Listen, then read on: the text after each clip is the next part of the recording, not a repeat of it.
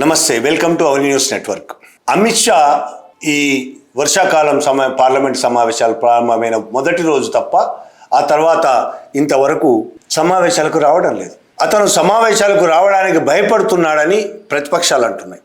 అమిత్ షా రాజీనామా చేయాలని, తక్షణం పార్లమెంటుకు వచ్చి జవాబు ఇవ్వాలని, తాము అడిగే ప్రశ్నకు జవాబు ఇవ్వాలని రాహుల్ గాంధీతో సహా ప్రతిపక్షాలన్నీ పట్టుబడుతున్నాయి. ఇంతకాలం గొప్ప చాణక్యుడని, పురాతనాల్లో వీళ్ళు చెప్పే చాణక్యుడు ఉన్నాడో లేడో, నవలల్లోనో పుస్తకాల్లోనో అయితే ఉన్నాడు. ఆ చాణక్యుడి కంటే నూతన చాణక్యుడు, ఈ చాణక్యుడు గొప్పవాడని బీజేపీ చేస్తున్న ప్రచారం, గోధి మీడియా చేస్తున్న ప్రచారం ఎందుకో ఇవాళ ఈ మీడియా బీజేపీ కలిపి సృష్టించిన చాణక్యుడైన ఒక ఇమేజ్ ఎందుకో దెబ్బతిన్నది. ఆ ఇమేజ్కి ఎక్కడో దెబ్బ తగిలింది సీరియస్గా. ఒక ఇమేజ్కే కాదు, ఇంకొక ఇమేజ్ కూడా ఉంది ఆయన మీద. ఇమేజ్ కాదు, అది నిజం కూడా. ఆయన భయానికి గుర్తు. ఈ భారతదేశ ప్రజలను, విపక్షాలను, ప్రతి ఒక్కళ్ళని భయపెట్టడంలో దిట్ట ఆయన. అమిత్ షా వచ్చాడంటే, ఆ రాష్ట్రానికి దిగాడంటే ఆ రాష్ట్రం ఏమో అయిపోతుంది, ఆ ప్రభుత్వం కూలిపోతుంది. 80% ఎంపీలు ఉన్నా సరే, లేకపోతే 80% ఎమ్మెల్యేలు ఉన్నా సరే ఆ ప్రభుత్వాన్ని కూల్చేయగల సత్తా చాణక్యుడికి ఉంది, అమిత్ షాకు ఉంది. అలా సత్తా అనేది చాణక్యుడు కావచ్చు, చాణక్యుడు అని ప్రచారంలో భాగం కావచ్చు, రెండు భయపెట్టడం కూడా కావచ్చు. నిజానికి ఈసారి జరుగుతున్న పార్లమెంటు సమావేశాల్లో ఇప్పటికే అమిత్ షా భయపెట్టో ఇంకో రకంగా ప్రయోజనాలు ఆశ చూపో దాదాపు ఒక 30 మంది ఎంపీలను తన వైపు లాక్కున్నాడు. బీజేపీ వేర్వేరు పార్టీ, టీఎంసీ నుంచి కావచ్చు, శివసేన నుంచి, ఇట్లా రకరకాల పార్టీల నుంచి ఒక 30 మందిని తన వైపు లాక్కున్నాడు. విపక్షాలు భయపడిపోయి ఉన్నాయి. ఇంకా తమ నుంచి ఎవరిని లాక్కుంటాయో అని భయంతో ఉన్నాయి. మాట్లాడలేని పరిస్థితుల్లో ఉన్నాయి. చాలా బలమైన పరిస్థితుల్లో అమిత్ షా కానీ బీజేపీ కానీ ఉన్నది. ఎంపీల సంఖ్యాపరంగా కావచ్చు, విపక్షాల మీద పై చేయి సాధించి బెంగాల్లో కూడా ఎన్నికలు గెలవడం తర్వాత పై చేయి సాధించడం వల్ల కూడా కావచ్చు. ఒక బలమైన పొజిషన్లో ఉండి ఒక బలహీనమైన పొజిషన్లో ఉన్న విపక్షాలకు ఇవాళ అమిత్ షా పార్లమెంటులో భయపడాల్సిన పరిస్థితి ఎందుకు వచ్చింది? మొన్న ఉన్న కండిషన్స్లో 30 మంది తమ వైపు వచ్చిన తర్వాత, బెంగాల్లో కూడా ఎన్నికలు గెలిచిన తర్వాత చాలా కాన్ఫిడెంట్గా ఇక మాది భారతదేశంలో మేము తప్ప ఎవరూ లేరు అనుకుంటున్న సందర్భంలో ఇక అన్ని బిల్లులు, మాకు కావాల్సిన అన్ని బిల్లులు పాస్ చేయించుకుంటాము, అవసరమైన ఎంపీలను బెదిరించైనా సరే మా వైపు లాక్కుంటామని చాలా కాన్ఫిడెంట్గా ఉన్న అమిత్ షా కావచ్చు, మోడీ కావచ్చు, బీజేపీ నాయకులు ఎందుకు భయపడిపోతున్నారు?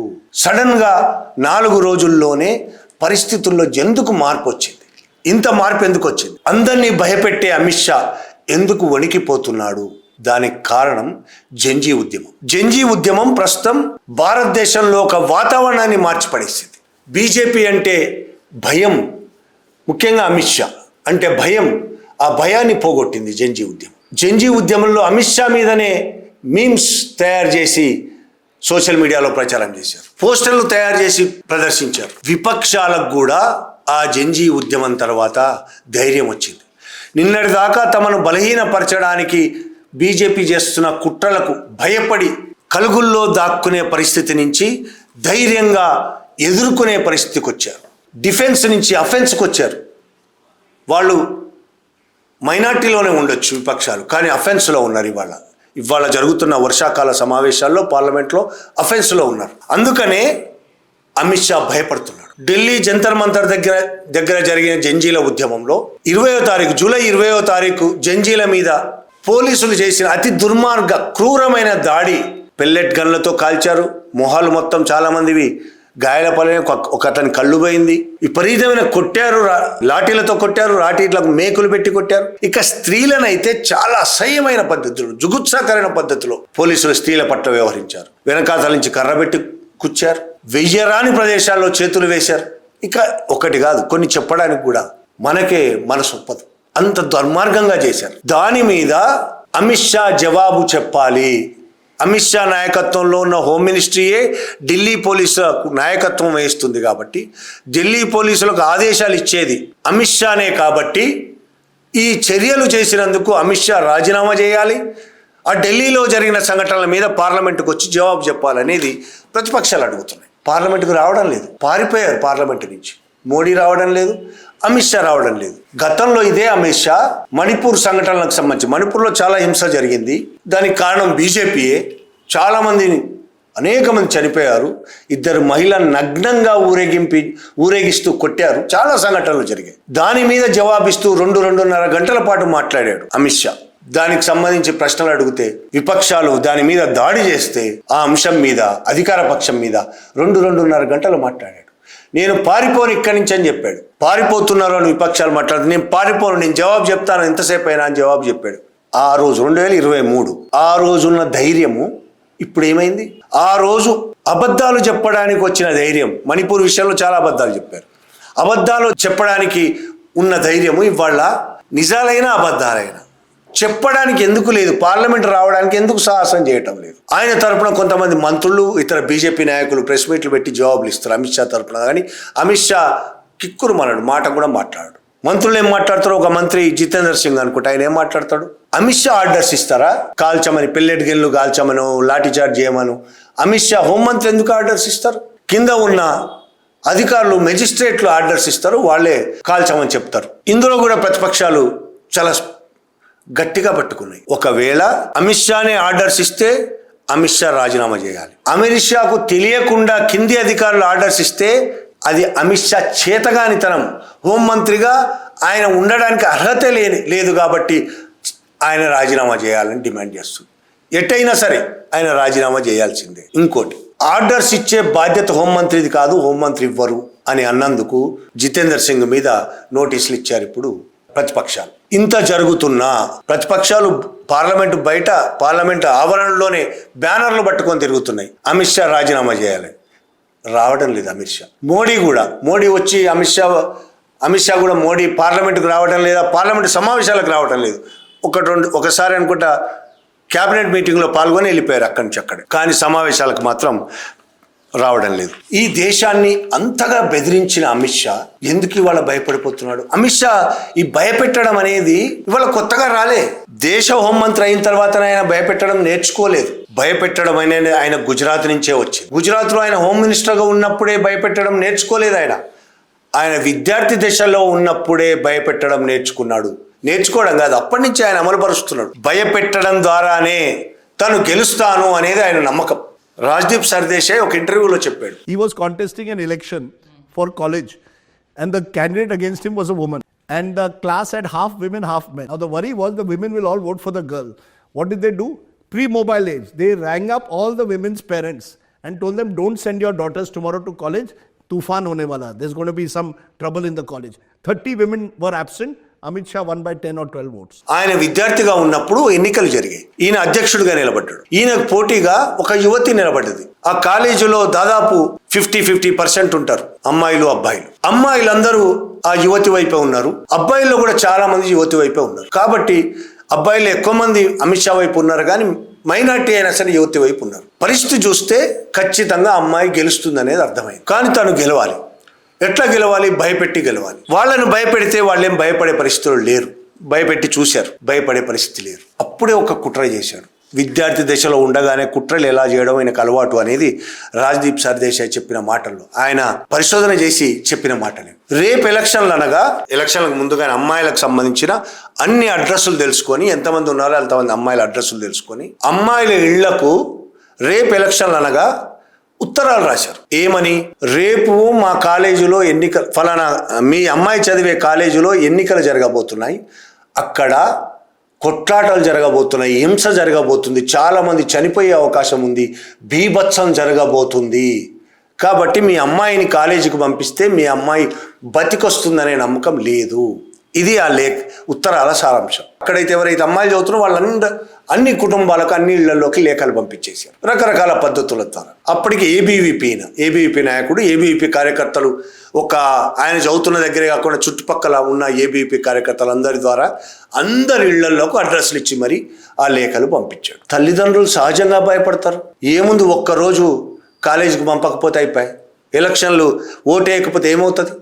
అట్లా దాదాపు మెజారిటీ అమ్మాయిలను కాలేజీకి రాకుండా చేయగలిగాడు ఎలక్షన్ల రోజు. తల్లిదండ్రుల పేరెంట్స్ను బెదిరించి భయపెట్టి వాళ్ళెవ్వరిని కాలేజీకి రాకుండా చేయగలిగాడు. దాంతో ఆ అమ్మాయి యువతి ఓడిపోయి ఈయన గెలిచాడు.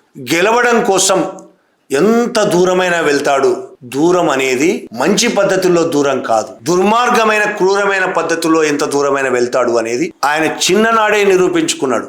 పువ్వు పుట్టగానే పరిమళిస్తుంది కదా, అలా పరిమళించింది, క్రూరత్వంలో పరిమళించింది. అట్లా విద్యార్థి దశ నుంచి ఈ రోజు వరకు ఆయన చేస్తున్నది అదే.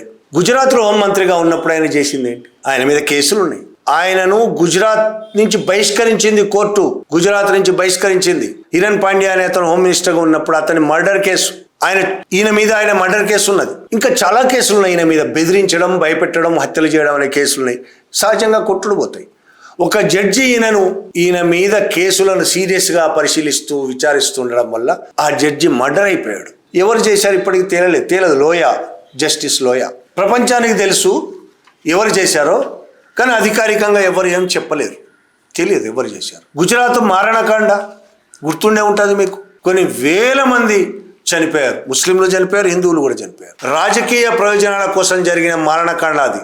ఓన్లీ రాజకీయ ప్రయోజనాల కోసం మాత్రమే రాజకీయ నాయకులు చేసిన, ముఖ్యంగా బీజేపీ పార్టీ ఆర్ఎస్ఎస్ మూక చేసిన మారణకాండ. అందులో అటువైపు ముస్లిం రాజకీయ పార్టీలు కూడా ఉన్నాయి. వాళ్ళు తమ రాజకీయ ప్రయోజనాల కోసం మారణకాండ సృష్టించారు. ప్రధాన పాత్ర ఈ తోడేళ్ల మూకది. దాంట్లో అమిత్ షా ఉన్నాడా లేదా అధికారికంగా చెప్పలేం, కానీ బెదిరించడం అనేది ఆయన కొత్త కాదు. ఇక దేశ హోమ్ మినిస్టర్ అయిపోయిన తర్వాత ఈడీ, ఐటీ, సిబిఐ, ఎన్ఐఏ చాలా ఉన్నాయి, ఇట్లా ఎన్నికల కమిషన్తో సహా. ఆయన దుర్వినియోగం చేసినంతగా ప్రపంచంలో ప్రభుత్వ సంస్థలను, ఆ విధంగా ప్రభుత్వ ఏజెన్సీలను అంతగా దుర్వినియోగం చేసిన వాళ్ళు ప్రపంచంలో ఇంకెవరు లేరనుకుంటా. పార్టీలను చీల్చడం కోసం, తమకు ఓట్లేయని వాళ్ళ ఓట్లు తీసేయడం కోసం, ఎంపీలను తమ పార్టీలో చేర్చుకోవడం కోసం, తమను వ్యతిరేకించే రాజకీయ పార్టీలను హింసించడం కోసం, ఇట్లా అన్ని రకాలుగా ఈ ఏజెన్సీలను ఉపయోగించుకొని, అంటే బెదిరింపుల ద్వారా ఆయన రాజకీయాలు చేస్తూ వచ్చాడు ఇంతకాలం. ఆయన హోంమంత్రిగా ఎన్నడైనా సక్సెస్ అయ్యాడా? బీజేపీ నాయకుడుగా బీజేపీ పార్టీ వాళ్ళు ఆయన సక్సెస్ అనే అనుకుంటారు. ఎందుకంటే ఇన్ని చేసి ఆయన పార్టీని నిలబెడుతున్నాడు. టీఎంసీలో 20 మందిని రకరకాల ప్రయోజనాలు చూపించవచ్చు, ఈడీ, సిబిఐ దాడుల బెదిరింపులు ఉండొచ్చు, అన్నీ చూపించి ఆయన 20 మందిని గుంజగలిగాడు. శివసేన వాళ్ళని గుంజగలిగాడు, రకరకాల బెదిరింపులు, ప్రయోజనాలు చూపించి. అట్లా తప్ప హోంమంత్రిగా ఆయన ఎక్కడైనా సక్సెస్ అయ్యాడా? రాజకీయ నాయకుడుగా సక్సెస్ అయ్యారని బీజేపీ అనుకుంటుంది. నిజంగా ఒక రాజకీయ నాయకుడు తను భయపెట్టి సక్సెస్ అవుతున్నా అనే ముద్రేగా నిజం భారతదేశం అంతా అదే అనుకుంటున్నప్పుడు దాన్నే కొనసాగించడానికి నిజాయితీ గల రాజకీయ నాయకుడు ఎవరైనా ఒప్పుకుంటారా? అసలు అలా చేయడానికి ఒప్పుకోరు. ప్రజలు అలా అనుకుంటున్నప్పుడు ఆ అభిప్రాయం నుంచి మార్చడానికి నిజాయితీగా ఉండే ప్రయత్నం చేస్తారు. ఆయన అలా చేసే అవకాశం కూడా లేదు, చేయడానికి ప్రయత్నం కూడా చేయలేదు.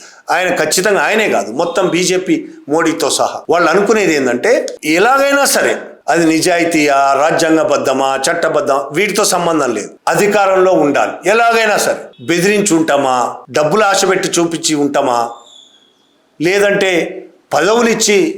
కొంతమందికి పదవులు ఇచ్చి మనం అధికారంలో ఉంటామా, ఏదైనా చేసి అధికారంలో ఉండాలి. హత్యలు చేసి ఉంటామా, హింసకు పాల్పడి ఉంటామా, ఏదైనా కావచ్చు, కానీ అధికారంలో ఉండాలి. అదొక్కటే మార్గం.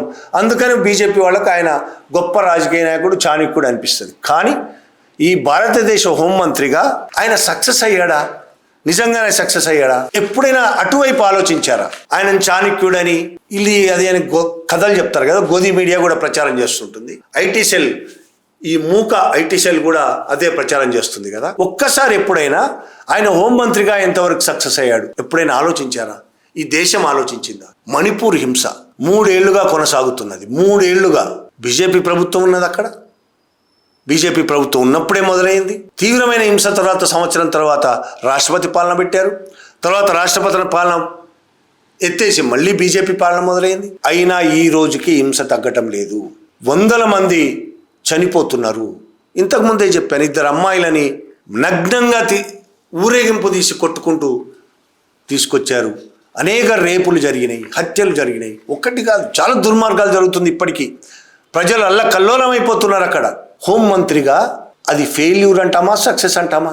3 ఏళ్లుగా జరుగుతున్న కార్యక్రమం. ఈశాన్య భారతదేశంలో ఇవాళ హోంమంత్రి మీద నమ్మకం ఉందా లేదా? మణిపూర్ ఇష్యూ తీసుకోండి, ఏమాత్రమైన నమ్మకం ఉంటే చూడండి, ఇప్పటికీ వాళ్ళు ఊరేగింపులు తీస్తున్నారు కేంద్ర ప్రభుత్వానికి వ్యతిరేకంగా.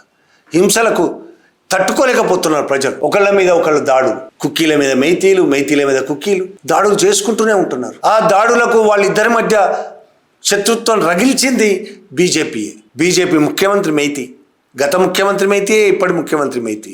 మెజారిటీ మైతీ, అధికారంలో ఎక్కువ మంది ఉన్నది మైతీ, అధికారంలో ఉన్న వాళ్ళు ఎక్కువ మంది మైతీలే, అధికారులు ఎక్కువ మంది మైతీలే, ఉద్యోగస్తులు ఎక్కువ మంది మైతీలే. ఆ దాడుల నుంచి ప్రజలను రక్షించలేకపోతున్నారు. ఆ ఘర్షణ నుంచి ప్రజలను బయటికి తీయలేకపోతున్నారు, ఘర్షణలు ఆపలేకపోతున్నాడు. 3 ఏళ్లుగా జరుగుతున్న ఘర్షణలు, హింస.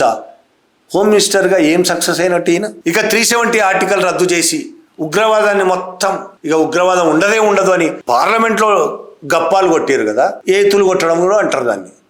పార్లమెంట్లో 370 రద్దు చేస్తే చాలు, 370 వల్లనే ఉగ్రవాద దాడులు జరుగుతున్నాయి. రద్దు చేస్తే చాలు, ఉగ్రవాద దాడులు ఆగిపోతాయి. ఉగ్రవాద దాడులకు గల కారణాలేంటి, ఎందుకు జరుగుతున్నది, ప్రజలు ఏమనుకుంటున్నారు, దాని గురించి ఈ దేశం ఆలోచించాల్సిన అవసరం కూడా ఉన్నది. ఉగ్రవాదులు ఎక్కడి నుంచి వస్తున్నారు, ఎందుకు వస్తున్నారు, ప్రభుత్వాలు ఏం చేస్తున్నాయి? పోనీ 370 రద్దు చేసినంత మాత్రాన ఉగ్రవాద దాడులు ఆగిపోయినాయా? ఇక ఆగిపోతాయని ప్రకటించింది కదా. మొత్తం కాంగ్రెస్ హయాంలో అనేక ఉగ్ర దాడులు జరిగినాయి. ఇక మా హయాంలో జరగవు, దేశంలో ఎక్కడ జరగవు, దేశంలో ఉగ్రవాద దాడులే జరగవని చెప్పి ప్రకటించింది. వాళ్ళు మర్చిపోయినట్టున్నారు. వాజ్పేయి ప్రధాని ఉండగానే పార్లమెంటు మీద దాడి జరిగింది. ఆ తర్వాత వీళ్ళ హయాంలో రియాసీ, రాజౌరి, కథువా, పహల్గాం ఒకటి కాదు చాలా చోట్ల దాడులు జరిగి అనేక మంది చనిపోయారు. పహల్గాం దాడి మనందరికీ గుర్తుంటుంది, అనేక మంది చనిపోయారు. ఇప్పటి వరకు పహల్గాం దాడి చేసిన వాళ్ళు ఒక్కళ్ళని కూడా అరెస్ట్ చేయలేకపోయారు. పహల్గాంకు దాదాపు 200-300 కిలోమీటర్లు, ఇంకెక్కువనే కిలోమీటర్ల దూరం ఉంటుంది పాకిస్తాన్. వాళ్ళందరూ పాకిస్తాన్ నుంచి వచ్చారనేది వీళ్ళే చెప్తున్నారు కదా, ప్రభుత్వమే ప్రకటించింది. 300 కిలోమీటర్లు ఇంకెక్కువే ఉంటుందో పహల్గాంకి. అంత దూరం నుంచి వెపన్స్ పట్టుకొని పహల్గాం వరకు ఆ ఏరియా మొత్తము సెక్యూరిటీతో నిండి ఉంటుంది, భద్రతా బలగాలతో నిండి ఉంటుంది. మొత్తం ఏరియా పాకిస్తాన్ బార్డర్ నుంచి పహల్గాం దాకా కూడా కొన్ని వేల మంది భద్రతా బలగాలు ఉంటాయి. ఆ భద్రతా బలగాలు హోంమంత్రి బార్డర్లో ఉన్న వాళ్ళు తప్ప, సైన్యం తప్ప, మిగతా భద్రతా బలగాలు మాత్రం హోంమంత్రి అమిత్ షా ఆదేశాలతోనే పనిచేస్తుంది, ఆ హోమ్ మినిస్ట్రీ నాయకత్వంలోనే పనిచేస్తారు. అంత దూరము అనేక రోజులు ప్రయాణం చేసి విత్ వెపన్స్ ఎలా రాగలిగారు వాళ్ళు? ఫెయిల్యూర్ ఎవరిది?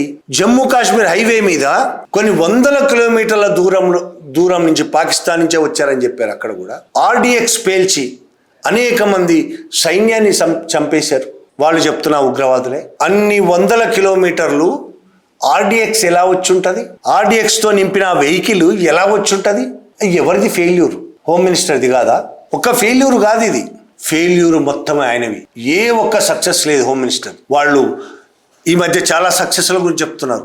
నక్సలిజం మీద సక్సెస్, విజయం సాధించాం. మావోయిస్టులను నిర్మూలిస్తామని టైం పెట్టి లొంగిపోతారా, చంపేయమంటారా? ఎంత రాజ్యాంగ వ్యతిరేకంగా పనిచేశారంటే అది కూడా సక్సెస్ కాదు, రాజ్యాంగ వ్యతిరేకం.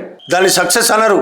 ఈ దేశంలో సామాజిక, ఆర్థిక, రాజకీయ కారణాలతో పుట్టిన మావోయిస్ట్ పార్టీ కావచ్చు, నక్సలైట్లు కానీ, నువ్వు రాజ్యాంగ వ్యతిరేకంగా, చట్ట వ్యతిరేకంగా చంపడం మొదలుపెట్టి కగార్ ఆపరేషన్ పెట్టి చంపావు. చంపడమే కాదు, హత్యలే కాదు చేసింది.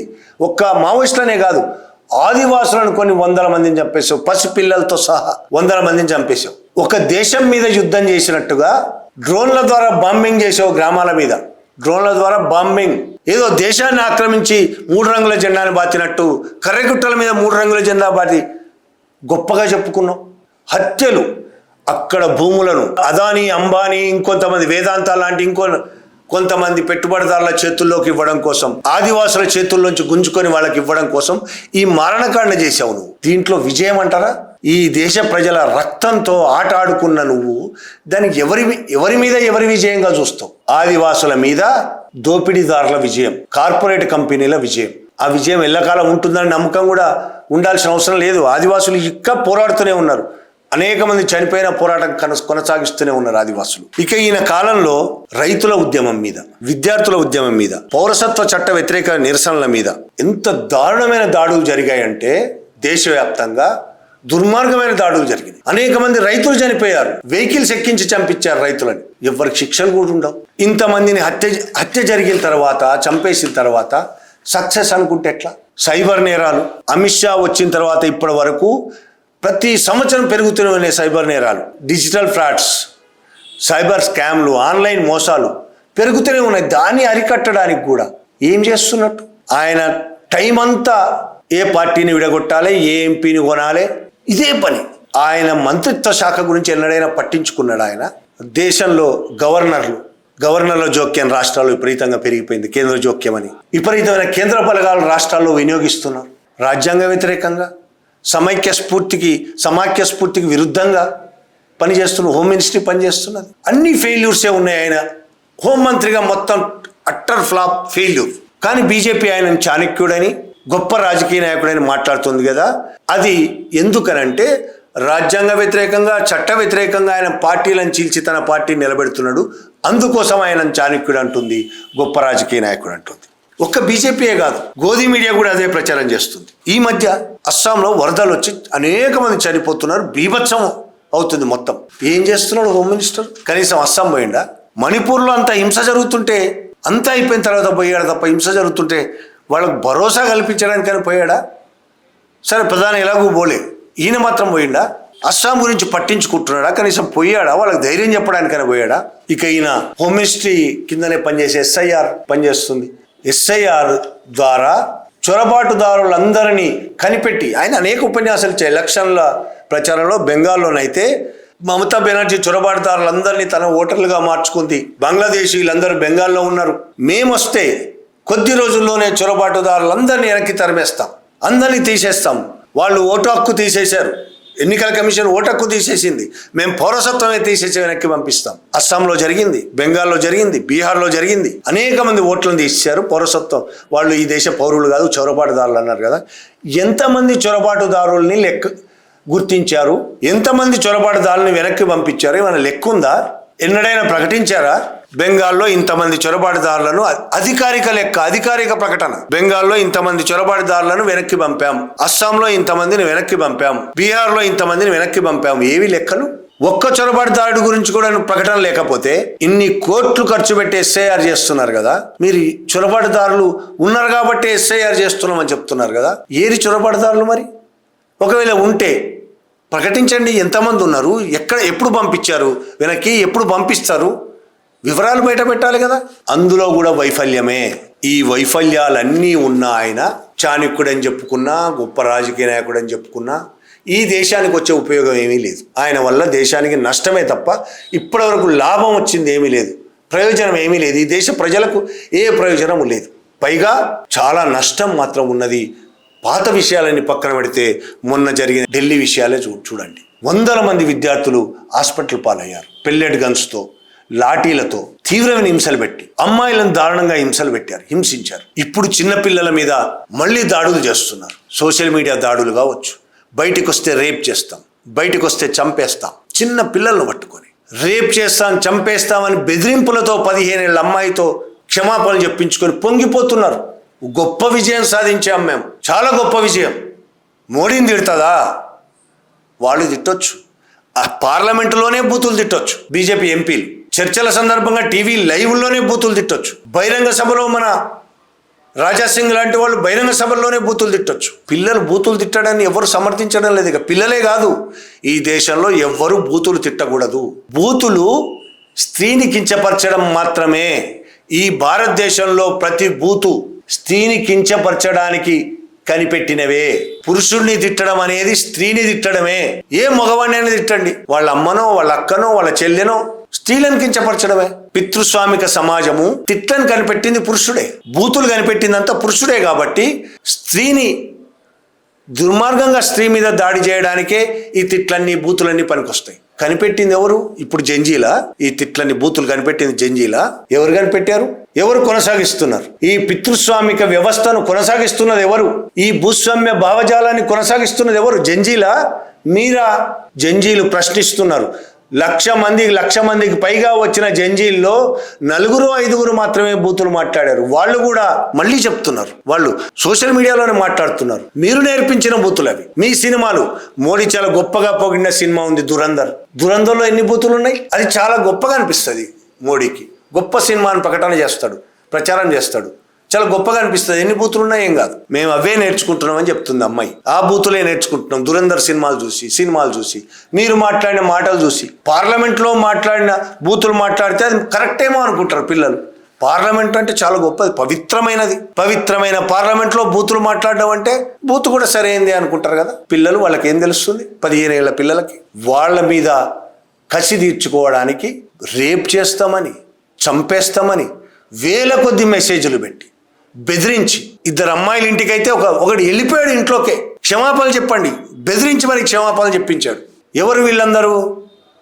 వాళ్ళ సోషల్ మీడియా, ఆ అమ్మాయిల సోషల్ మీడియాలో దూరిపోయి కామెంట్ సెక్షన్లోకి వెళ్ళిపోయి బూతులు తిట్టేవాళ్ళు. మళ్ళీ మామూలు చిన్న బూతులు కాదు, అమ్మాయిలు చాలా తక్కువ మాట్లాడారు.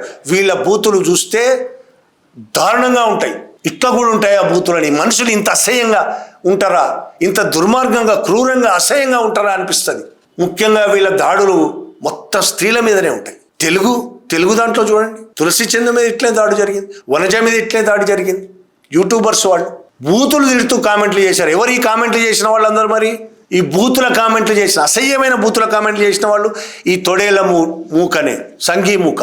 ఎందుకంటే వాళ్ళు బీజేపీ ఆర్ఎస్ఎస్ రాజకీయాలను వ్యతిరేకిస్తున్నారు కాబట్టి. వాళ్ళు ఈ దేశానికి, బీజేపీ ఆర్ఎస్ఎస్ ఈ దేశాన్ని ఎట్లా నాశనం చేస్తుందో బయట పెడుతున్నారు కాబట్టి సంఘీ మూకకు బూతులు తప్ప ఇంకోటి జ్ఞానమే లేదు కదా. ప్రశ్నకు జవాబులు చెప్పాలంటే, వాళ్ళు చేసిన వీడియోకి ఇంకొక జవాబు చెప్పాలంటే వీళ్ళ జ్ఞానం ఉండాలి ఫస్ట్. అది ఎలాగూ లేదు.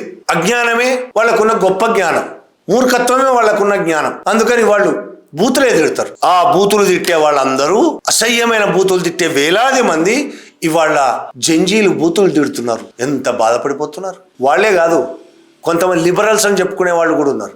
వాళ్లకు చిన్నపిల్లలు బూతులు మాట్లాడతారు. ఎంత అన్యాయం అయిపోయింది. ఎస్, చిన్నపిల్లలు బూతులు మాట్లాడడం తప్పే. కానీ మీరు ఎప్పుడైనా ఆ చిన్నపిల్లలనే లాఠీలకు మేకులు కొట్టిన వాళ్ళ గురించి మాట్లాడారా? ఆ చిన్నపిల్లల మీదనే పెల్లెట్ గన్స్ పేల్చిన వాళ్ళ గురించి ఎప్పుడైనా మాట్లాడారా? ఆ చిన్నపిల్లలనే వేటాడి రేప్ చేస్తాం, చంపేస్తామని బెదిరించిన వాళ్ళ గురించి ఎప్పుడైనా మాట్లాడారా? ఇక అమిత్ షాకు గురువు మన మోడీ గారు, ఆయన చాలా గొప్పగా క్షమించేశాను అందరినీ అని ఒక రీల్ చేస్తాడు. ఈ మధ్య రీల్ చేయడం మొదలుపెట్టాడు. జంజీల దగ్గరికి వెళ్ళాలంటే రీల్ చేయాలట. రోజు రాత్రిపూట రీల్ చేయడం మొదలుపెట్టాడు. క్షమించేశాను. క్షమించాల్సింది ఎవరు? క్షమించమని అడగాల్సింది ఆయన, క్షమించాల్సింది పిల్లలు. అమిత్ షాను మోడీని క్షమించాల్సింది పిల్లలు. క్షమిస్తారా లేదా వాళ్ళు చెప్పాలి. క్షమించమని అడగాలి మీరిద్దరు. పిల్లల్ని హింసించినందుకు, నీట్ పేపర్ లీక్ అయ్యి 21 మంది చనిపోయినందుకు, పిల్లల్ని అన్యాయంగా 100 మంది పిల్లల్ని హాస్పిటలైజ్ చేసినందుకు, హింసల పాలు చేసి ఒకతని కన్నే పోయింది పూర్తిగా. అందుకు మీరు క్షమాపణ కోరాలి. ఆ పిల్లలకే కాదు, పిల్లల తల్లిదండ్రులకు కూడా. ఈ దేశాన్ని మీరు, మోడీ, అమిత్ షా, మీరు క్షమాపణ కోరాలి. క్షమించాలా లేదా తేల్చుకోవాల్సింది పిల్లలు. నేను క్షమించేశాను, మా అమ్మని తిట్టారు, ఈ కథలన్నీ నాటకాలు డ్రామాలు ఎందుకు? విక్టిమ్ కార్డ్ ఏమన్నంటే విక్టిమ్ కార్డు తీసుకొని బయలుదేరుతాడు మోడీ. ఆయన వెనక ఈయన బెదిరింపులు చేస్తూ ఈయన బయలుదేరుతాడు అమిత్ షా. అయితే ఆ బెదిరింపులకు, విక్టిమ్ కార్డులకు జంజీలు మొత్తం వాళ్ళ కుట్రలన్నింటినీ బయటపెట్టారు. జంజీలు వాళ్ళు భయపడడం మానేశారు. దేశం భయపడ్డదేమో అమిత్ షాను చూసి, కానీ వాళ్ళు భయపడడం అనేదాన్ని వాళ్లే కాదు, వాళ్ళు భయపడడం మానేయడమే కాదు, వాళ్ళ ఉద్యమం వల్ల ప్రతిపక్షాలు కూడా ధైర్యంగా ఇవాళ అధికార పక్షం చేస్తున్న దుర్మార్గాల్ని ఎదిరిస్తున్నది, పార్లమెంట్లో నిలదీస్తున్నది. అందుకనే వీళ్ళిద్దరూ, అమిత్ షా, మోడీ పారిపోతున్నారు జవాబు చెప్పలేక. అమిత్ షా వచ్చి జవాబు చెప్పాలని అడిగినా జవాబు చెప్పలేక పారిపోతున్నారు. ఇవాళ నిన్నటిదాకా అందరినీ భయపెట్టిన అమిత్ షా ఇప్పుడు తాను భయపడిపోయి దాక్కుంటున్నాడు. Thank you very much.